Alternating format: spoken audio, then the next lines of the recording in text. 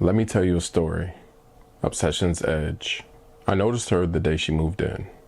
She pulled up in a black Range Rover, windows down, sunglasses on, the kind of woman who didn't ask for attention, but never seemed to move without catching it. Slim, composed, hair pulled back into a sleek knot that made her look sharper than the rest of this quiet cul-de-sac. I was out front, watering the lawn, trying not to look, trying not to notice the way she stepped out of the car like she'd already lived here in her mind, like she owned it, and maybe a little more. "Hi," she said, catching my eye, her voice low with a little husky. "You must be my new neighbor." I nodded, polite. "Marcus King. Welcome to East Hollow." Her smile slow, practiced. Victoria Cross. We shook hands, just a quick brush of the skin. Still it lingered longer in my head than it should have. A moment later, my wife Amber stepped outside. She waved at Victoria with her usual warmth, introduced herself, then turned to kiss me on the cheek before sliding into her car and driving off to whatever errand she had planned for the day. I felt the shift behind me, the subtle pause in Victoria's energy. "Beautiful family," she said. Then she turned, walked into her house, and closed the door behind her like she wasn't already rearranging the space between us. That evening, the air hung thick with heat. One of those July nights where the breeze gave up trying.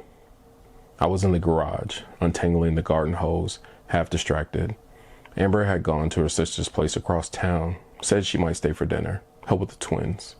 I figured I'd take time to clean up the yard a little, maybe throw something on the grill a little later. I didn't hear her walk up, just felt it, that quiet shift, like a change in pressure right before a storm. "You always this domestic?" she asked. I turned. Victoria stood at the edge of the driveway, wearing a thin dress, deep blue, clingy in all the right places, one strap already slipping off of her shoulder like it didn't care to stay in place. No bra, no shoes, a wine glass in one hand and something unreadable in her eyes. She took a slow sip and let her gaze travel over me, bold and unhurried. "Didn't pay you as the type who'd spend his night wrestling a hose." I wiped my hands on the rag, kept my tone easy. Not much else to do. She tilted her head. "Your wife out?"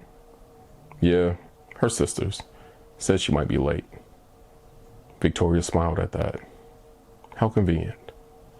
She stepped forward, uninvited, but sure of herself. Her dress caught the light with every shift of her hips. It stopped mid-thigh and swayed like it wasn't built for standing still. "Thought I'd introduce myself properly," she said, "since earlier was a little crowded." "Pretty sure we covered the basics," I said, though my voice came out rougher than I meant it to. "That wasn't an introduction," she murmured.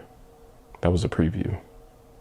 She wandered past me into the garage, casual as anything, letting her fingers trail across the edge of the workbench. Amber's bike hung from the wall. The old fridge hummed in the corner. A photo of our wedding day sat on the shelf, its silver frame catching the low light. Victoria looked at it, smiled faintly. "You make a handsome groom." Then she turned back to me, eyes steady, voice low. "You ever think about doing something you're not supposed to?" she asked. I didn't answer. I couldn't. She stepped close enough for me to feel the warmth of her, to smell the wine and whatever perfume clung to her neck. Her face traced a line along my forearm, light, teasing.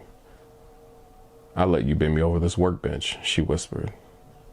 "If you asked." My heart thudded once, hard, and in that second, I made my first real mistake. I didn't say yes.